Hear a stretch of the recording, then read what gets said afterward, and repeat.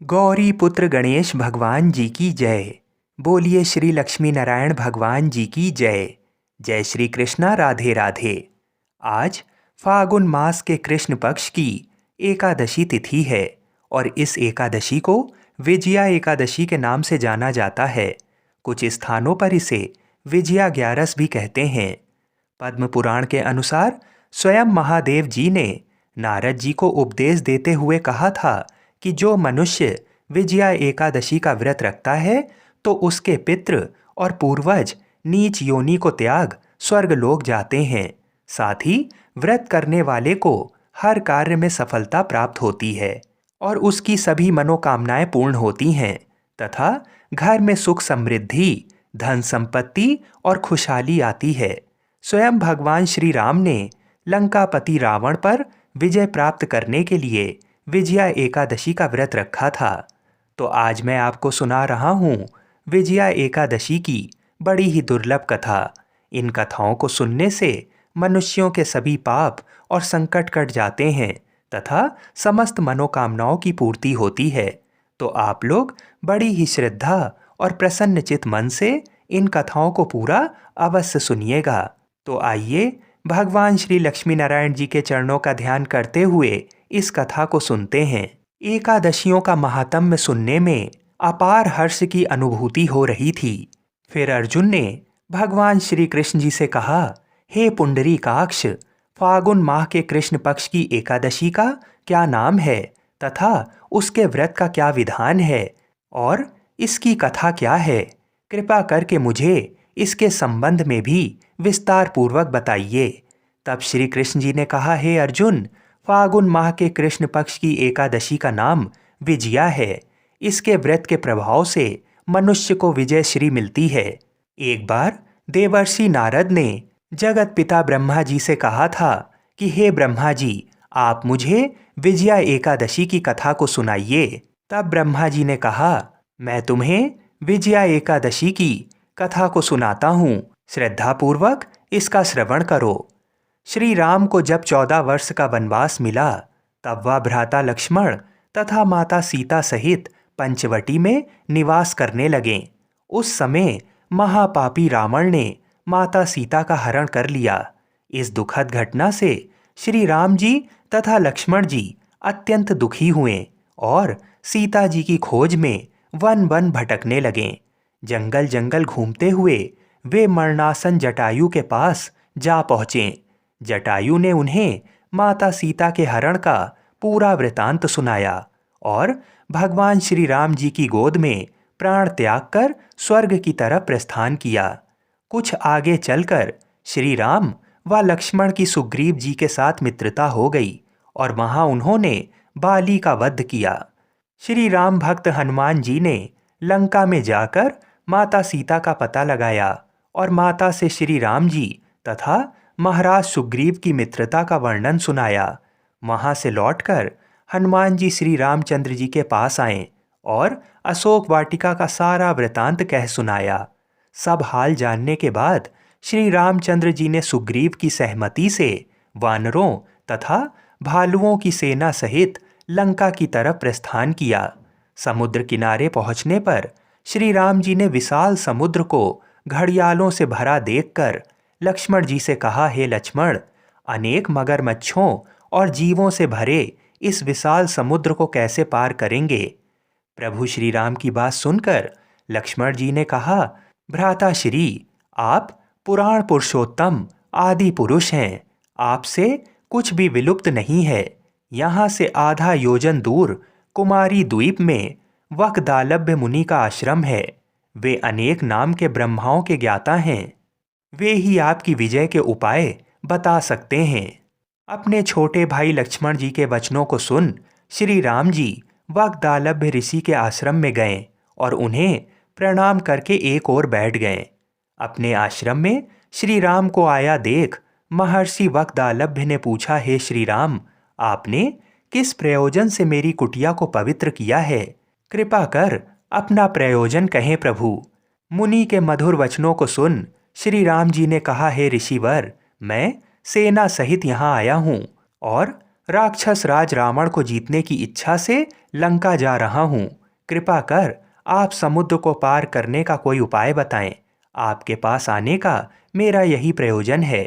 महर्षि वग्दालभ्य ने कहा, हे राम, मैं आपको एक अति उत्तम व्रत बतलाता हूँ, जिसके करने से आपको विजय श्री अवश्य ही प्राप्त होगी।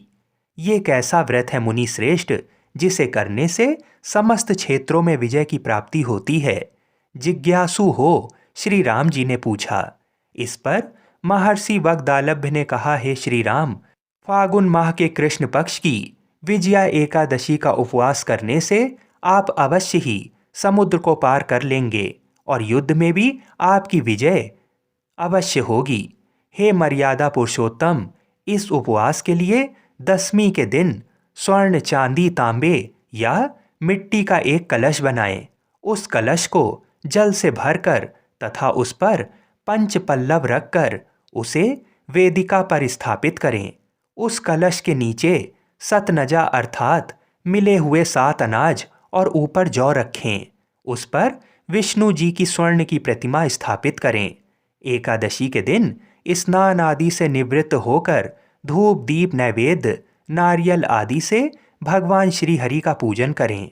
वह सारा दिन भक्ति पूर्वक कलश के सामने व्यतीत करें और रात को भी उसी तरह बैठे रहकर जागरण करें। द्वादशी के दिन नदी या तालाब के किनारे स्नान आदि से निवृत्त होकर उस कलश को ब्राह्मण को दे दें। हे दशरथ नंदन, यदि आप इस व्रत को सेनापतियों के साथ करेंगे तो अवश्य ही विजयश्री आपका वरण करेगी। मुनि के वचन सुन तब श्री रामचंद्र जी ने विधि पूर्वक विजया एकादशी का व्रत किया और इसके प्रभाव से राक्षसों के ऊपर विजय प्राप्त की। हे अर्जुन, जो मनुष्य इस व्रत को विधि विधान के साथ पूर्ण करेगा उसकी दोनों लोकों में विजय होगी। श्री ब्रह्मा जी ने नारद जी से कहा था, जो इस व्रत का महात्म्य श्रवण करता है या पढ़ता है उसे वाजपेयी यज्ञ के फल की प्राप्ति होती है। भगवान विष्णु का किसी भी रूप में पूजन मानव मात्र की समस्त मनोकामनाएं पूर्ण करता है। प्रभु श्री राम तो स्वयं विष्णु जी के अवतार थे, किंतु अपनी लीलाओं के चलते प्राणियों को सही मार्ग दिखाने के लिए उन्होंने विष्णु भगवान के निमित्त इस व्रत को किया। विजय की इच्छा रखने वाला इस उपवास को करके अनंत फल का भागी बन सकता है और भगवान श्री लक्ष्मी नारायण जी की असीम कृपा को प्राप्त करता है। बोलिए श्री लक्ष्मी नारायण भगवान की जय। आइए अब मनोकामनाओं की पूर्ति करने वाली दूसरी कथा को सुनते हैं। इस कथा को पूरा अवश्य सुनिएगा। एक संत बरसाने में रहते थे और हर रोज सुबह उठकर यमुना जी में स्नान करके राधा जी के दर्शन करने जाया करते थे। ये नियम हर रोज का था। जब तक राधा रानी के दर्शन नहीं कर लेते थे तब तक जल भी ग्रहण नहीं करते थे। दर्शन करते करते तकरीबन उनकी उम्र 80 वर्ष की हो गई।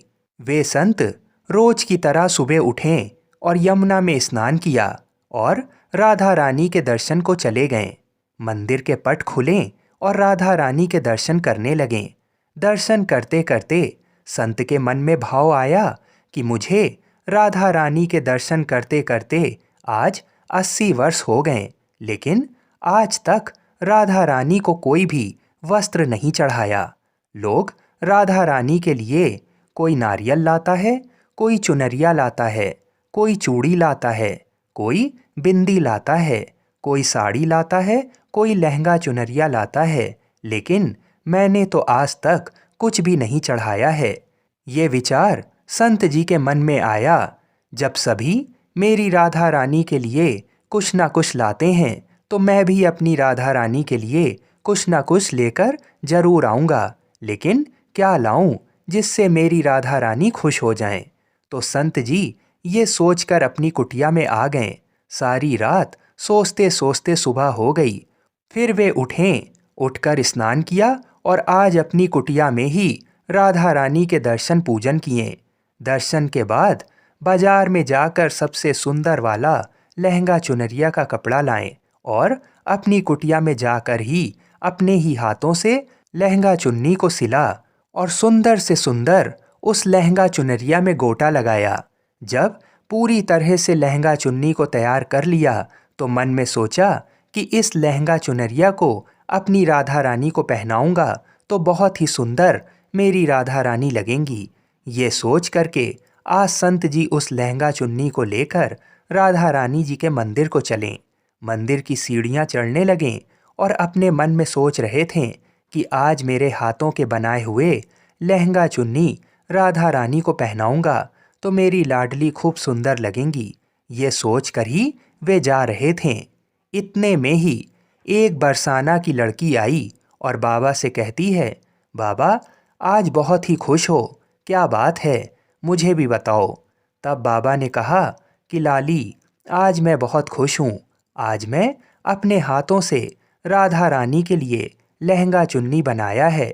इस लहंगा चुन्नी को राधा रानी जी को पहनाऊंगा और मेरी राधा रानी बहुत सुंदर दिखेंगी।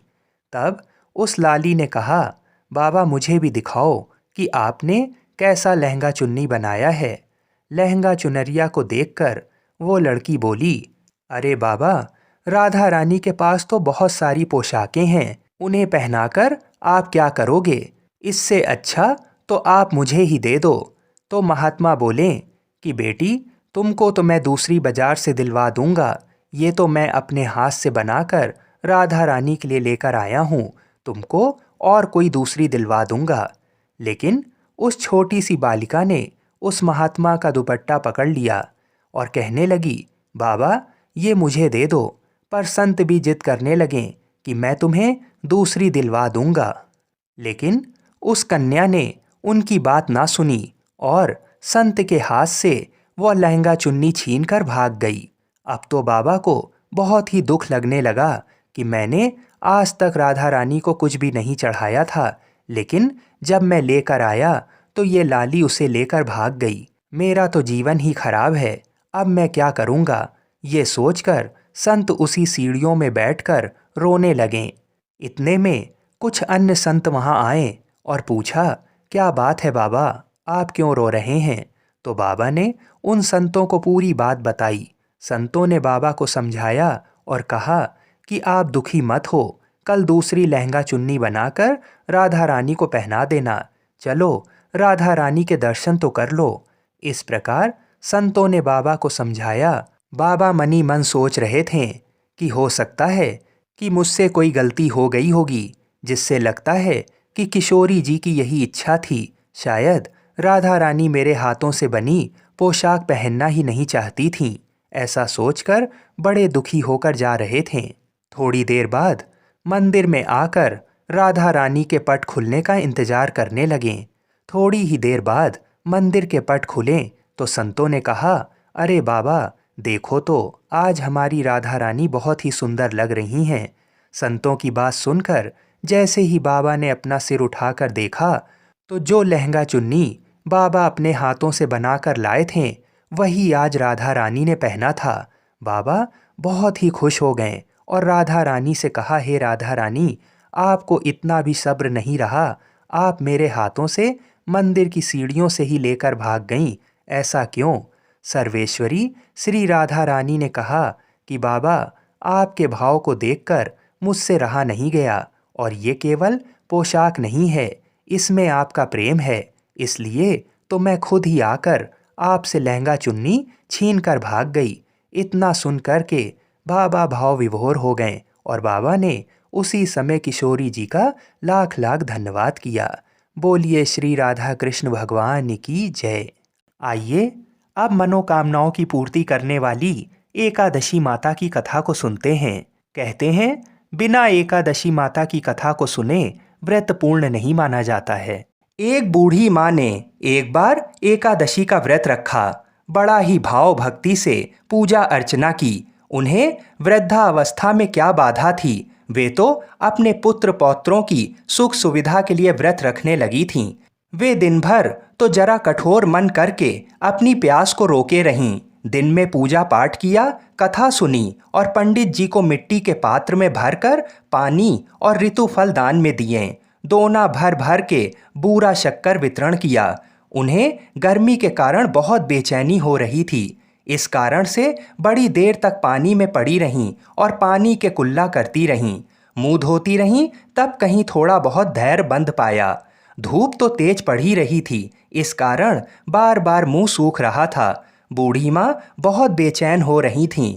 एक बुढ़ापा और दूसरा ये भयंकर गर्मी। वृद्धावस्था की स्थिति तो कुछ दूसरी ही प्रकार की होती है। जैसे जैसे रो धो के दिन कट पाया, अब पहाड़ सी रात सामने थी। उसका कटना बड़ा ही कठिन दिखाई दे रहा था। खटिया पर पड़े शांति नहीं मिल रही थी। वे बार बार करवट बदल रही थीं। अनेक बार वे बाहर जातीं और भीतर आतीं। उन्हें घर के अंदर शांति नहीं थी। वे पड़ी पड़ी एकादशी माता का स्मरण करती रहीं। वे कहती रहीं कि हे माता जी, आप मेरी लाज रखिएगा, आप ही मुझे शक्ति दे दीजिएगा, जिससे मैं भली भांति आपका व्रत कर सकूं और ये पहाड़ सी रात शांतिपूर्वक व्यतीत हो सके। प्यास के कारण बूढ़ी माँ की बेचैनी तो बढ़ ही रही थी। उन्होंने धैर्य रखने का बहुत प्रयास किया, किंतु सहनशीलता की सीमा टूट गई और वे घबराकर एकदम चिल्ला पड़ीं। बोलीं कि बचाओ बचाओ। अम्मा का चिल्लाना सुनकर परिवार भर के नर नारी, बच्चे और पड़ोसी एकत्रित होकर बूढ़ी अम्मा की खटिया के समीप पहुंच गए। सबने पूछा कि अम्मा जी, आपको क्या हुआ? आप क्यों चिल्ला रही हैं? आप इस वृद्धावस्था में ये कठिन व्रत क्यों कर रही हैं? अम्मा जी, शक्ति से ही भक्ति होती है। थोड़ी ही देर में वे फिर से बोलीं कि अरे, हमारे तो प्राण ही निकले जा रहे हैं। मेरी छाती पर ठंडे पानी का घड़ा रख दीजिए। नातियों ने दादी की छाती पर ठंडे पानी का पात्र रख दिया। तब कहीं उन्हें थोड़ा बहुत आराम मिला और थोड़ी देर के लिए उन्होंने अपनी आंखें बंद कर लीं। एकादशी माता ने सोचा कि ये बूढ़ी अम्मा हैं तो बहुत कठोर, जरा जाकर उसकी परीक्षा लेना चाहिए। वे आधी रात को मुर्गा बनकर टेर लगाने लगीं।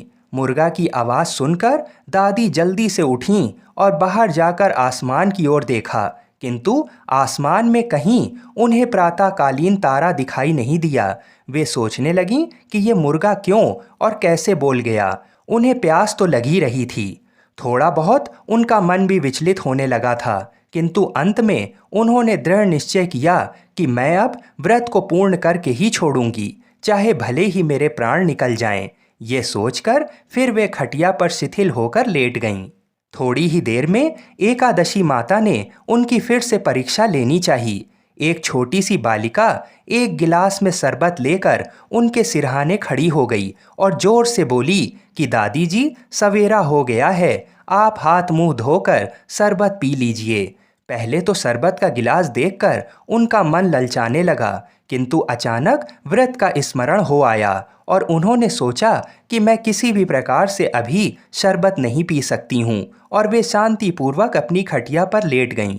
फिर थोड़ी ही देर में उन्हें ऐसा लगा जैसे किसी ने उन्हें पानी के कुएं में पटक दिया हो। वे बड़ी देर तक उस कुएं में हाथ पांव चलाती रहीं, किंतु उन्होंने अपने मुंह में पानी की एक बूंद भी नहीं जाने दी और वे दृढ़तापूर्वक अपना व्रत पालती रहीं। थोड़ी ही देर में ना जाने कहाँ से सामने आग जलने लगी, जिससे भारी गर्मी बढ़ने लगी।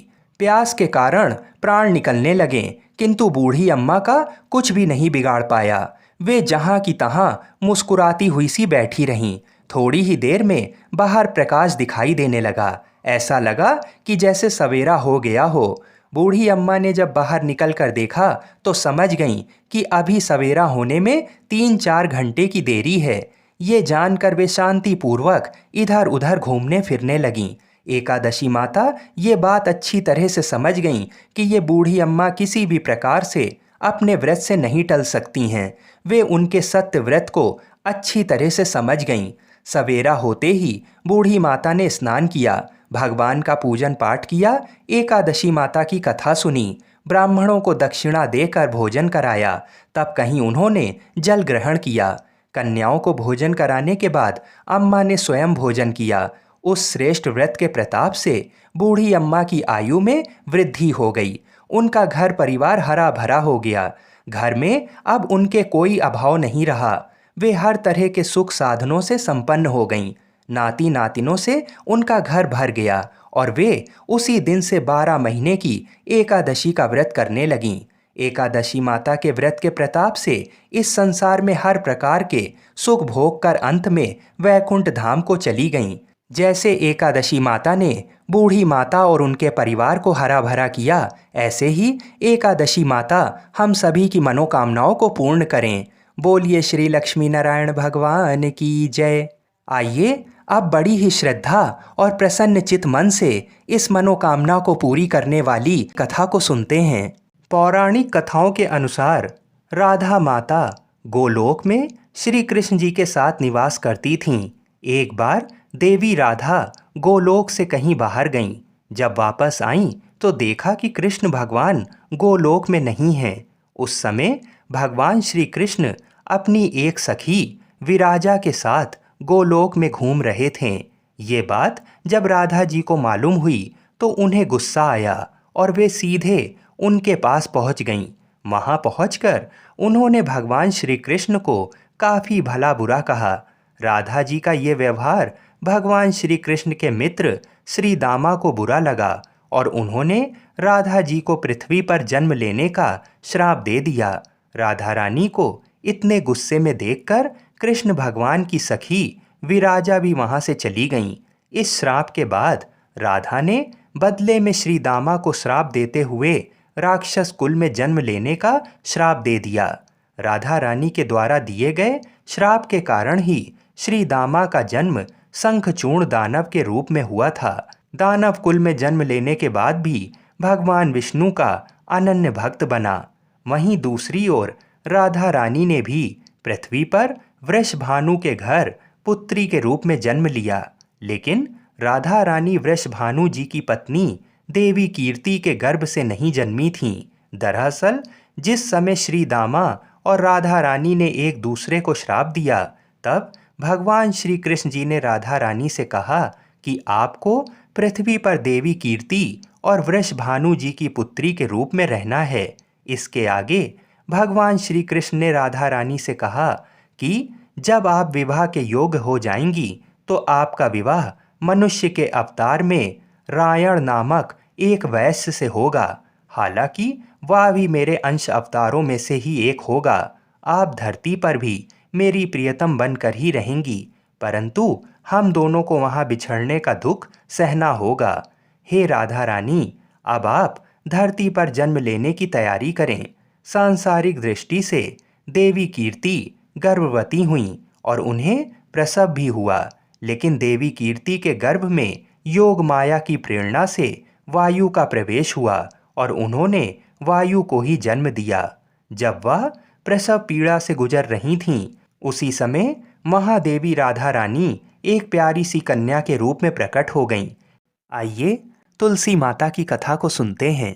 एक कथा के अनुसार एक कुटुंब में ननद तथा भाभी साथ रहती थीं। ननद का विवाह अभी नहीं हुआ था। वह तुलसी के पौधे की बहुत सेवा करती थी, लेकिन उसकी भाभी को ये सब बिल्कुल भी पसंद नहीं था। जब कभी उसकी भाभी को अत्यधिक क्रोध आता, तब वह उसे ताना देते हुए कहती कि जब तुम्हारा विवाह होगा तो मैं तुलसी ही बारातियों को खाने को दूंगी और तुम्हारे दहेज में भी तुलसी ही दूंगी। कुछ समय बीत जाने पर ननद का विवाह पक्का हुआ। विवाह के दिन भाभी ने अपनी कथनी के अनुसार बारातियों के सामने तुलसी का गमला फोड़ दिया और खाने के लिए कहा। तुलसी की कृपा से वह फूटा हुआ गमला अनेकों स्वादिष्ट पकवानों में बदल गया।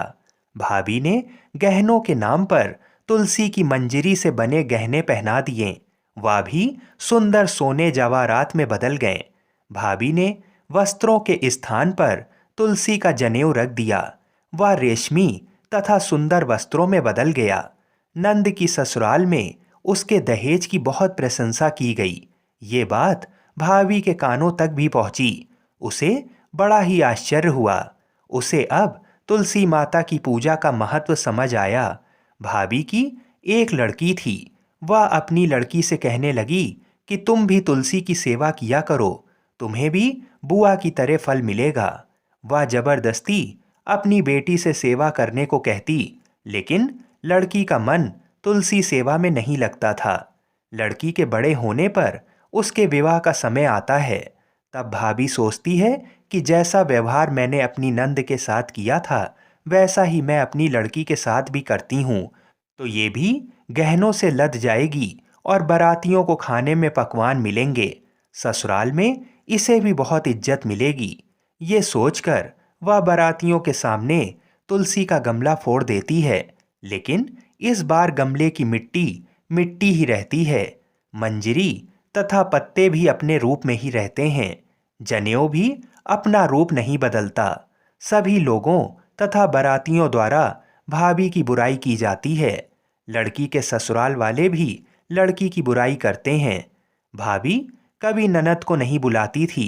भाई ने सोचा मैं बहन से मिलकर आता हूँ। उसने अपनी पत्नी से कहा और कुछ उपहार बहन के पास ले जाने की बात कही। भाभी ने थैले में ज्वार भर कर कहा कि और कुछ नहीं है, तुम यही ले जाओ। वह दुखी मन से बहन के पास चल दिया। वह सोचता रहा कि कोई भाई अपनी बहन के घर ज्वार कैसे ले जा सकता है।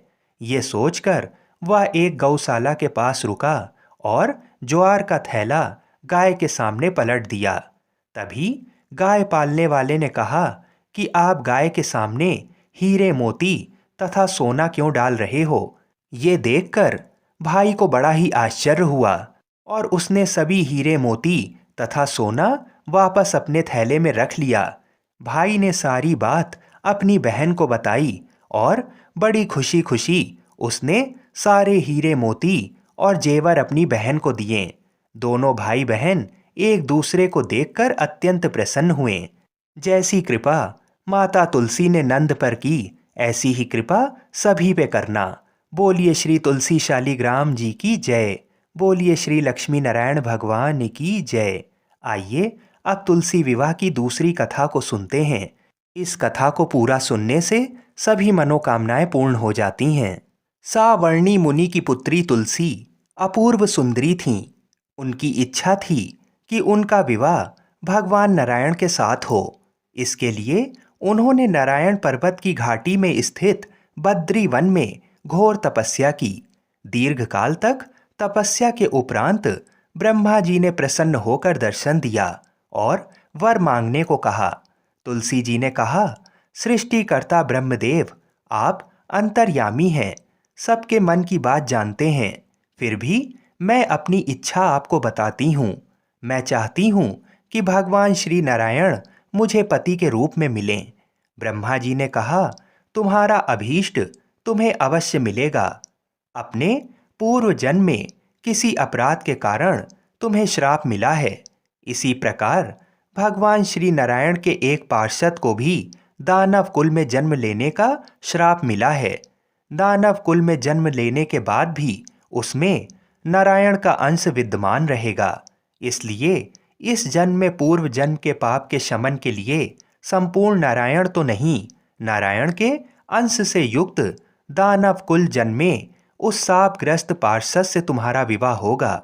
श्राप मुक्त होने पर भगवान श्री नारायण सदा सर्वदा के लिए तुम्हारे पति हो जाएंगे।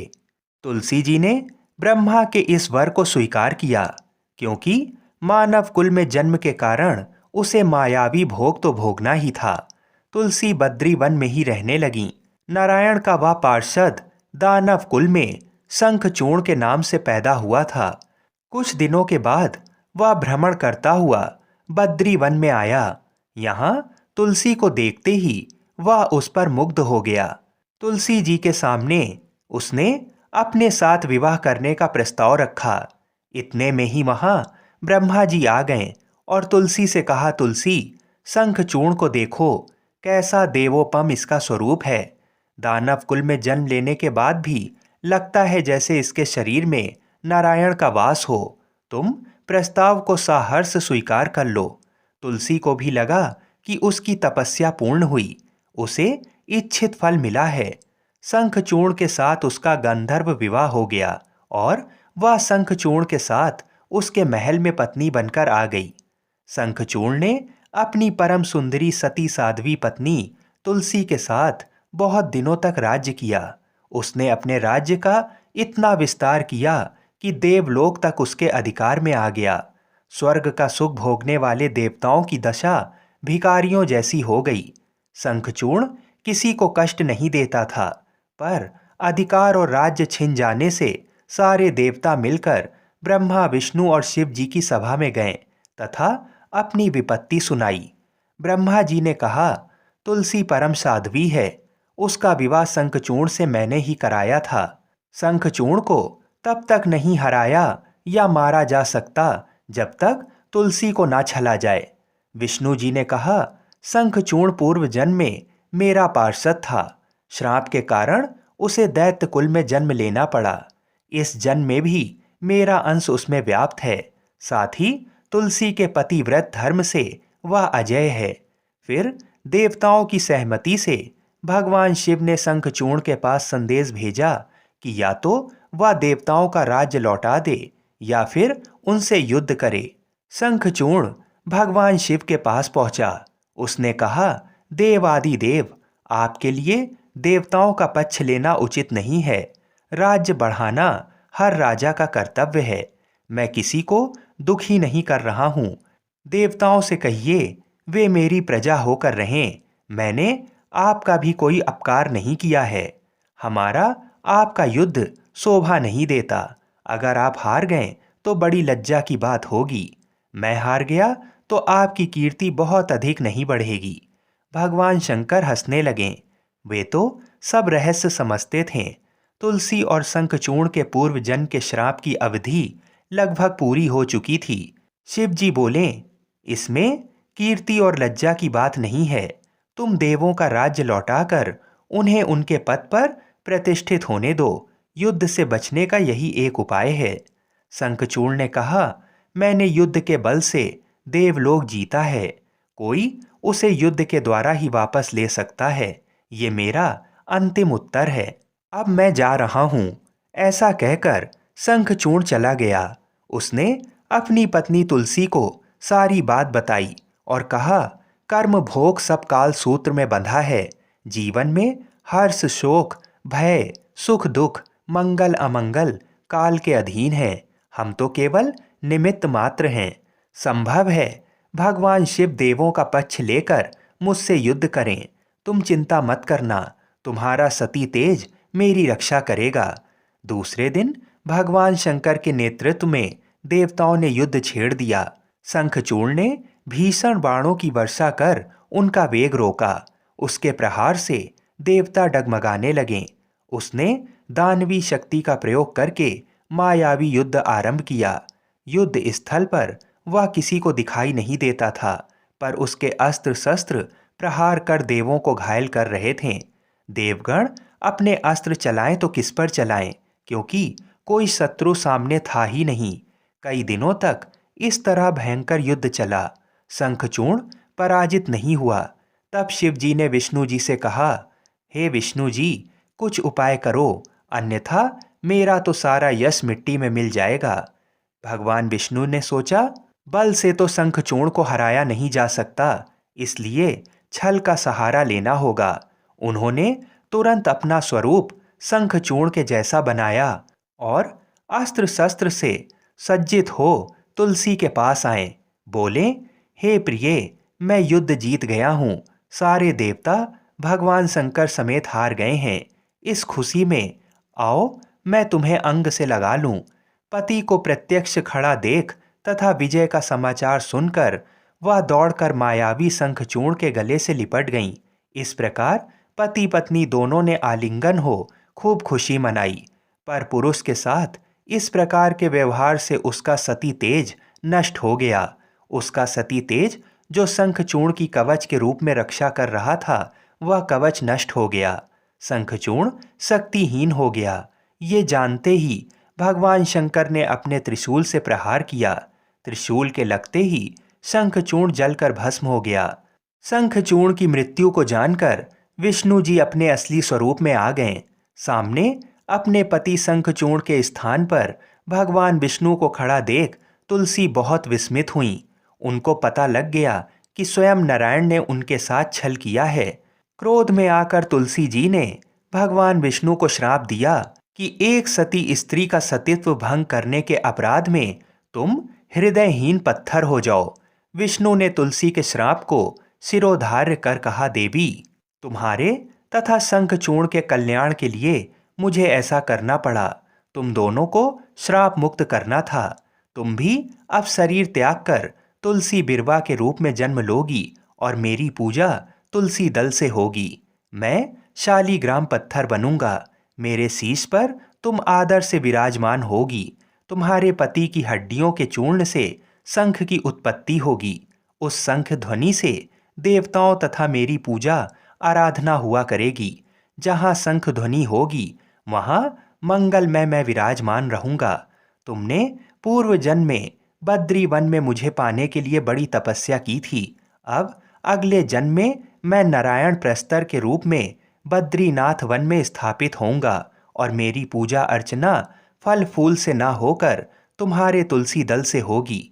मेरे शीश पर विराजमान होकर तुम मुझसे भी ऊंचा पद प्राप्त करोगी। बोलिए श्री तुलसी शालीग्राम भगवान की जय। बोलिए श्री बद्रीनाथ भगवान की जय।